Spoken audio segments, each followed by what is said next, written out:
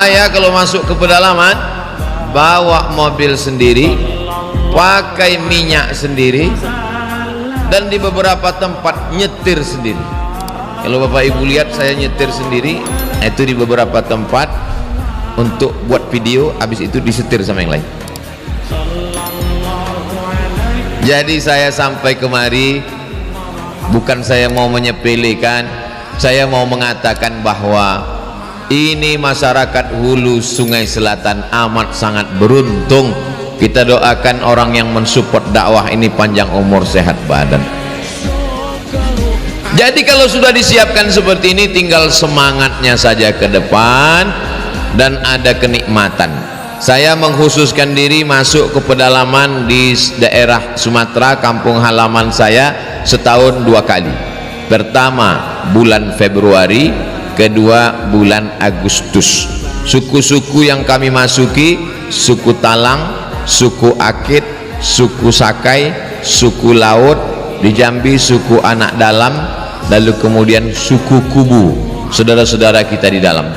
Yang kita ajarkan tidak lain tak bukan mengajar membaca, mengajar supaya pendidikannya ditingkatkan.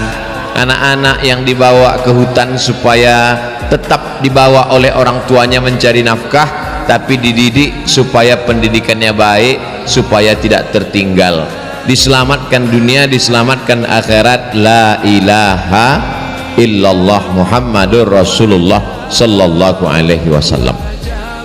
Ini poin pertama yang mau saya ceritakan.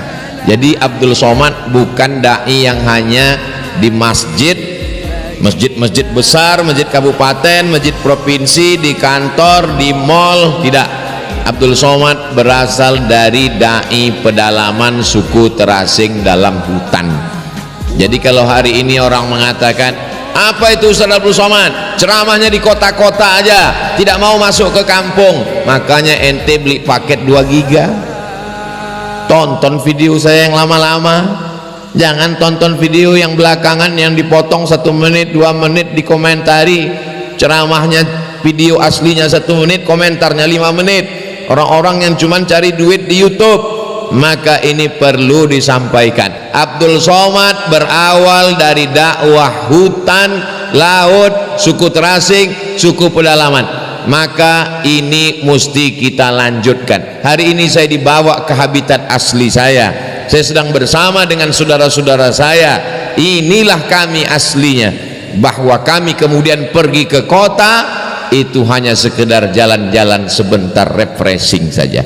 Lalu kemudian kami kembali untuk membawa saudara-saudara kami mengerti Islam, mengerti Quran, mampu berkata la ilaha illallah Muhammadur Rasulullah, disadarkan tentang pentingnya menjaga alam semesta, tidak menebang hutan, tidak membakar, sehingga negeri kita, negara kesatuan Republik Indonesia, tetap menjadi baldatun thayyibatun wa rabbun ghafur. Apa yang kita lakukan tak lain tak bukan membantu negara untuk mengisi kemerdekaan Republik Indonesia. Tapi tidak semua orang mampu masuk ke dalam hutan pedalaman. Kalau ada nanti ustadz yang tidak sanggup masuk ke pedalaman, ada orang-orang kaya yang merasa sungkan berat, tidak bisa digigit pacat, tidak bisa digigit nyamuk, takut binatang berbisa, katakan kepada mereka, ini berat, biar aku aja. Bapak Ibu yang dimuliakan Allah Subhanahu wa taala. Nah, setelah saya bercerita bahwa saya bersama saudara-saudara saya merasakan ada kenikmatan yang tidak bisa dirasakan di dakwah perkotaan. Berdakwah di kantor gubernur, kantor bupati, kantor wali kota, di stadion, tanah lapang, di mall, di kantor dinas. Betul. Tapi saya kalau masuk ke dalam hutan, ke kampung, ke desa, saya merasakan sesuatu yang tak saya rasakan di perkotaan. Saya merasakan inilah hakikat diri engkau wahai Abdul Somad. Ikut gotong royong membuat masjid, ikut membantu saudara-saudaraku. Bedanya di kecamatan, apa nama kecamatan?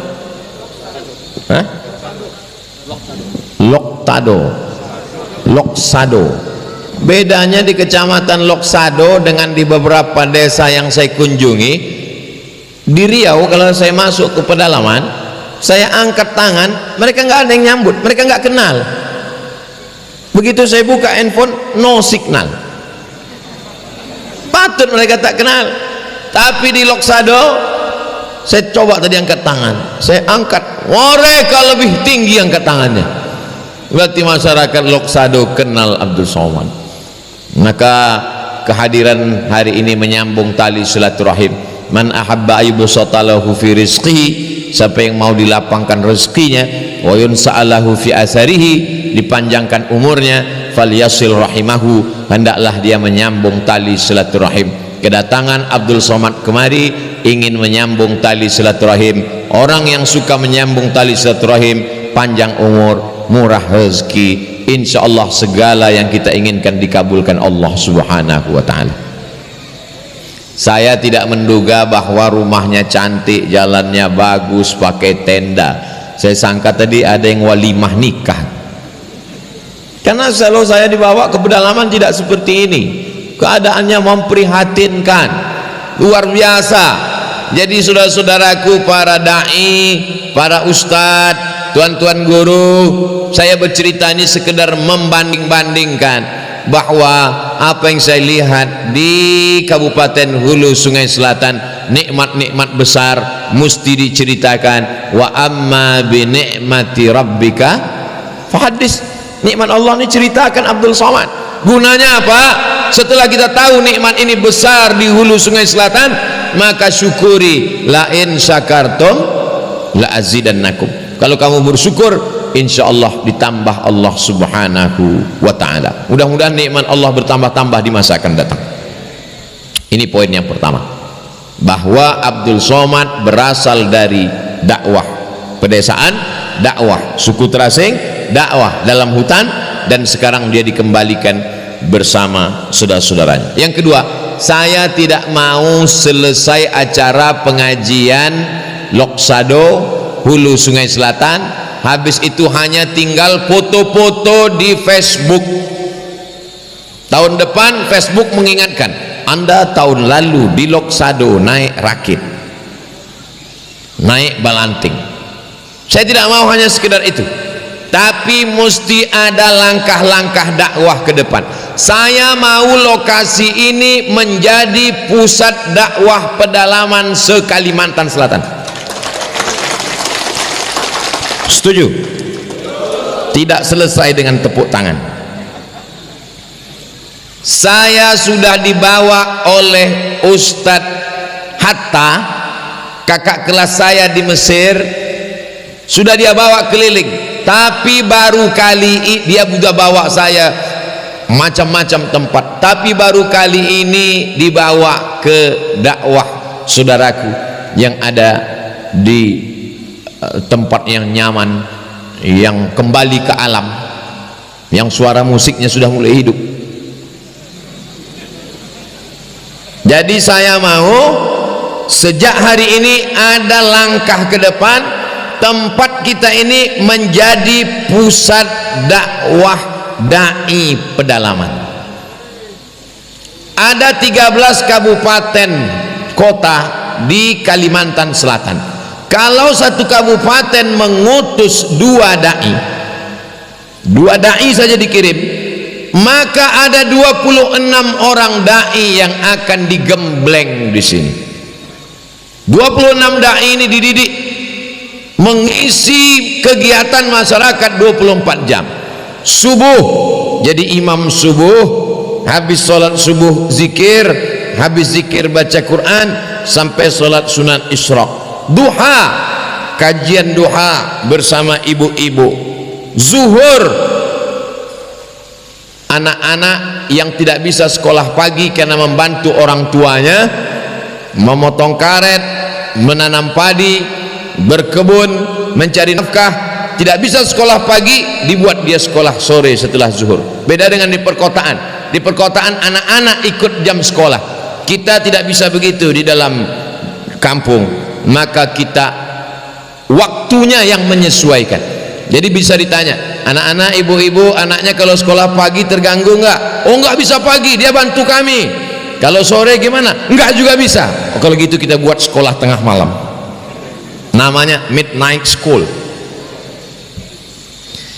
Maghrib ke Isya dai ini dididik, dari maghrib ke Isya mengaji, namanya maghrib mengaji. Malam Senin malam Selasa, Selasa malam Rabu, Rabu malam Kamis mengaji, Kamis malam Jumat baca Yasin, Jumat malam Sabtu pengajian umum, Sabtu malam Ahad libur, Ahad malam Senin libur, Senin malam Selasa ngaji. Supaya apa? Supaya surau langgar musola hidup kembali. 12-13 kabupaten kota dididik anak-anak. Sebentar, ada ustadz lewat. Dididik anak-anak muda yang kira-kira siap menjadi dai. Dananya dari mana? Kita minta kepada Pemda kabupaten kota dan provinsi, Badan Amil Zakat Nasional, Nahdlatul Ulama, ormas-ormas Islam Muhammadiyah, apapun namanya, dewan dakwah, bekerja sama. Jangan hanya sekedar ceramah tablik akbar. Kita didik para dai di sini 6 bulan, 7 bulan, 8 bulan. Setelah itu siap diterjunkan ke kabupaten kota di seluruh Kalimantan Selatan. Kalau Kalimantan Utara, Kalimantan Barat, Kalimantan Tengah, Kalimantan Timur menonton berita, menyaksikan di YouTube, mau mengirim dai-nya, kita terima atau tidak? Kita musyawarahkan dulu. Kira-kira apa yang saya sampaikan ini baik atau tak baik? Baik. Kira-kira terwujud atau tidak terwujud? Kerjasama kita semua. Kalau sudah kita bersama, di situ pertolongan Allah datang. Innama amruhu iza arada syai'an ayyakula lahu kun. Tapi tanah ini mesti dibuat akta ikrar wakaf dari yang punya tanah kepada Yayasan Pusat Dakwah Islam Kalimantan Selatan atau kabupaten. Setelah itu barulah keluar akta ikrar wakaf dari KUA. Setelah itu barulah suratnya bisa dirubah di akte notaris atas nama yayasan, supaya tidak menimbulkan konflik di masa akan datang. Tanah yang ditanami kebun karet, kebun kelapa sawit, kalau kita mati akan diwarisi oleh anak menantu cucu. Tapi ada tanah yang kekal abadi. Tanah apa? Tanah yang diwakafkan untuk dakwah umat. Inilah tanah yang akan mengalir sampai hari kiamat insyaallah. Amin. Jamaah yang dimuliakan Allah Subhanahu wa taala. Tapi kemudian ada orang yang mengatakan, kalau cuman pelatihan dakwah 6 bulan, dia tidak punya ijazah Pak Ustadz, mau kerja apa? Mau jadi PNS gimana? Ini hanya tahap awal. Setahun, 2 tahun, 3 tahun ke depan bisa dibuatkan sekolah tinggi ilmu dakwah. Jadi orang yang ikut program dia bisa S1. Tidak lagi bisa kita bawa dai dari Jakarta berdakwah, sukunya lain, bahasanya lain, tradisinya lain. Tapi kalau orang kampung sendiri yang kita didik, dia punya ijazah S1, kalau ada pengangkatan honor daerah, kalau ada pengangkatan PNS, dia bisa menjadi guru dan sekaligus dai di kampung halamannya. Bagus apa tak bagus? Itu yang saya inginkan, supaya anak-anak kita berijazah. Ada yang punya keinginan berdakwah tapi tak ada ijazahnya, mau kuliah jauh, maka perlu berpikir ke depan. Target jangka pendek pelatihan dai saja dulu, tapi target jangka panjang berikutnya, maka di sini mesti ada sekolah tinggi ilmu dakwah. Selesai dia S1 ditempatkan, andai ada pengangkatan Honda honor daerah atau pengangkatan PNS, maka dia bisa 2, guru di SD, guru di SMP, guru di TK, tapi dia juga sekaligus sebagai dai yang mengajar pengajian ibu-ibu sore, malam dia bisa mengajar mengaji di surau langgar musola. Barulah Abdul Somad tidak mungkin bisa datang ke seluruh kampung desa se-Indonesia. tidak cukup waktu. Saya masih punya keluarga, ada juga santri yang perlu dibina di rumah, masih ada daerah lagi di Riau yang perlu juga dikunjungi. Tapi insya Allah kita bagi-bagi. Saya ke Kalimantan Selatan setahun cuman sekali saja, tahun lalu bulan Desember, tahun ini bulan November. Dibagi ke keliling kabupaten kota yang tahun lalu sudah dikunjungi, tidak lagi dikunjungi. Tapi kalau di sini ada pusat dakwah Islam, kalau di sini berdiri tempat pelatihan dai-dai, setiap saya ke Kalimantan Selatan, maka saya akan mengunjungi, berjumpa dengan dai-dai di sini. Kenapa? Karena kalau saya cuman tablik akbar di masjid Tanah Lapang, ramai orang yang datang, 10.000 jamaah, setelah itu pulang, selesai. Tapi kalau saya ketemu dengan 100 dai, maka sesungguhnya lain suara saya. Kalau saya jumpa dengan 100 dai di sini, maka 100 dai itu saya khususkan bagaimana menjadi khotib, bagaimana menjadi imam, bagaimana membuat silabus pendidikan, bagaimana membangkitkan semangatnya.